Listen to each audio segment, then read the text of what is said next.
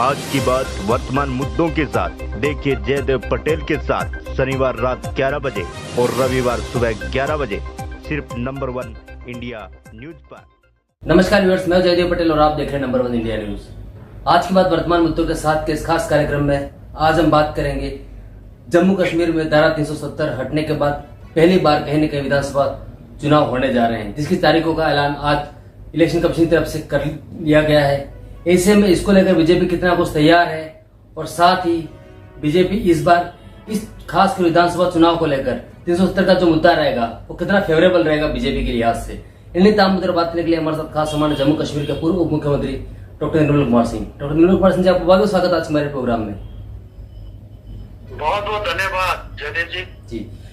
Doctor Nirmal Kumar Singh ji, आपसे मेरा पहला सवाल है कि जम्मू कश्मीर की चुनावी तारीखों का ऐलान हो चुका है, इसको आप कैसे देखते हैं? देखिए, बहुत खुशी की बात है कि इलेक्शन कमीशन ऑफ इंडिया ने जिस तरीके से प्रधानमंत्री जी ने हमें प्रॉमिस किया था, हमारे गृह मंत्री जी ने भी जो है पार्लियामेंट में ये बात कही थी और माननीय सुप्रीम कोर्ट में इसका रेफरेंस आया कि 30 सितंबर से पहले पहले ये इलेक्शन हो जाएंगे, तो उसी प्रकार की घोषणा हुई है। हम इलेक्शन कमीशन ऑफ इंडिया का बहुत बहुत आभार प्रकट करते हैं। हम इंतजार कर रहे हैं कि कब ये जब भी इलेक्शन होके 4 अक्टूबर को जब यहाँ पोलिंग हो जाएगा और भारतीय जनता पार्टी अपनी सरकार बनाएगी और नरेंद्र भाई मोदी की सरकार, केंद्र की सरकार और जम्मू कश्मीर की भारतीय जनता पार्टी की सरकार जो है डबल इंजन की सरकार, जो जम्मू कश्मीर जो पिछले सालों में जो है डिस्टर्ब हुआ था, जहाँ पर तरक्की तामीर के ऊपर एक किस्म का जो है एक रोक दिया गया था, उसको रिकंस्ट्रक्ट करने के लिए जो यहाँ 50,000 लाशें गिरी है, इस प्रकार का माहौल उसको ठीक करने के लिए जो है ये इलेक्शन में बीजेपी अपनी सरकार बना के डबल इंजन की सरकार जो है एक उसको रिकंस्ट्रक्ट करेगी, उसका हम इंतजार कर रहे हैं जी।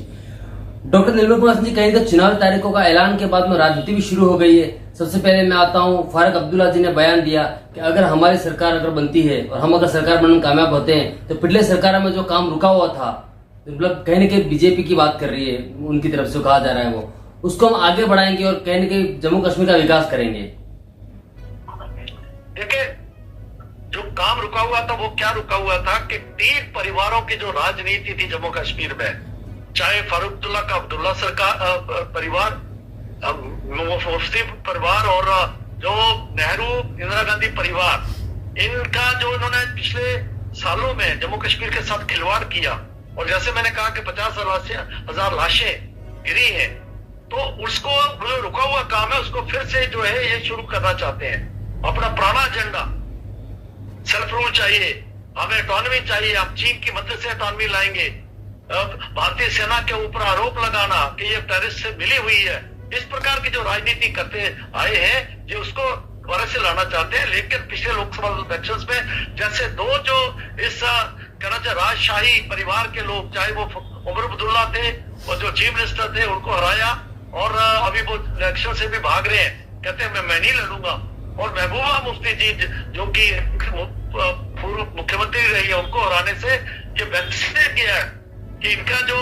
राजनीति चलेगी नहीं और लोग चाहते हैं कि जहां पर जो एक तरक्की तामीर के, शांति के और नौजवानों को रोजगार देने से टूरिज्म बढ़ रहा है, 2 करोड़ लोग यहाँ टूरिस्ट आए हैं, रमजान की यात्रा जहाँ बड़ी सफलता से हुई है, पीछे जो है जिससे मुहर्रम का जुलूस निकला और पहली बार इतिहास में इस प्रकार की बात हुई है। अब देखो हर घर तिरंगा चल रहा है। 15 अगस्त जिस प्रकार से हर्षोल्लास से मनाया गया है कश्मीर में, जम्मू में तो बनता ही था जी। तो ये सारी बातें हैं, अगर इनको वो रुका हुआ कहते हैं तो वो रुका हुआ नहीं है, वो चलेगा और धड़ल्ले से चलेगा। लेकिन इनकी राजनीति जो है वो जो चलाना चाहते हैं उसको जो है उस पर परमानेंट अंकुश लगेगा जी। डॉक्टर निर्मल कुमार सिंह जी, इसी पर उमर अब्दुल्ला का बयान सामने आया। उन्होंने तो यहाँ तक कहा कि जब तक जम्मू कश्मीर को पूर्ण राज्य का दर्जा नहीं दिया जाएगा तब तक मैं चुनाव नहीं लड़ूंगा। हालांकि मेरी पार्टी जरूर चुनाव लड़ेगी, इसे क्या मायने आप देखते हैं?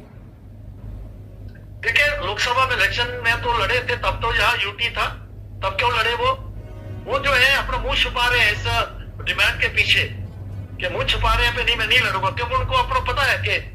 मेरा क्या अंजाम होगा, कश्मीर के लोग उनका क्या अंजाम करेंगे जो पहले उन्होंने किया है,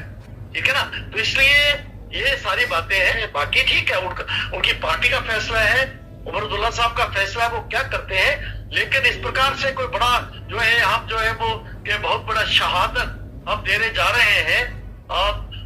इस प्रकार की बात देने का लोगों को समझ नहीं आती। और जब भी उपयुक्त समय आएगा स्टेटहुड मिलेगी जी। क्योंकि एक मुझे लगता है कि एक बड़ा सोचा समझा एक जो एक कदम था, जो कदम ऐसा है कि जो स्ट्रेटेजिक तौर पर लिया गया था। तो इसलिए जो है जब भी उपयुक्त समय आएगा, जब प्रधानमंत्री ने हमें आश्वासन दे दिया और जब गृह मंत्री जी ने कहा है कि स्टेटहुड मिलेगी तो मिलेगी, फिर उसमें उबरदुल्ला का इलेक्शन लड़ना नहीं लड़ना जो है बेमानी होता है। जी डॉक्टर निर्मल कुमार सिंह जी, इसी पर आगे पवन खेड़ा कांग्रेस जो वरिष्ठ नेता है उनका बयान भी सामने आया। उन्होंने तो यहाँ तक कहा कि जब 2 दिन पहले या फिर ये कहें कुछ घंटों पहले जब लाल किले की प्राचीर से प्रधानमंत्री नरेंद्र मोदी ने ये वन नेशन वन इलेक्शन की जो बात कही थी, उसको कुछ घंटे भी वो लोग अपने व्यक्तित्व पर कायम नहीं रह पाए और ऐसे में इस बार चुनाव की जो घोषणा हुई उसको लेकर उन्होंने तंज कसते हुए बात कही है। देखिए पवन खेड़ा जी अनाप शनाप की बातें करते हैं। पहले कहते थे आखिरी दम तक ये कहते रहे नहीं इलेक्शन होंगे नहीं इलेक्शन होंगे और ये इलेक्शन नहीं कराएंगे, भाग रहे इलेक्शन से। जब हम इलेक्शन लड़ने की घोषणा भी हो गई है उसके बावजूद इस प्रकार की राजनीति करना,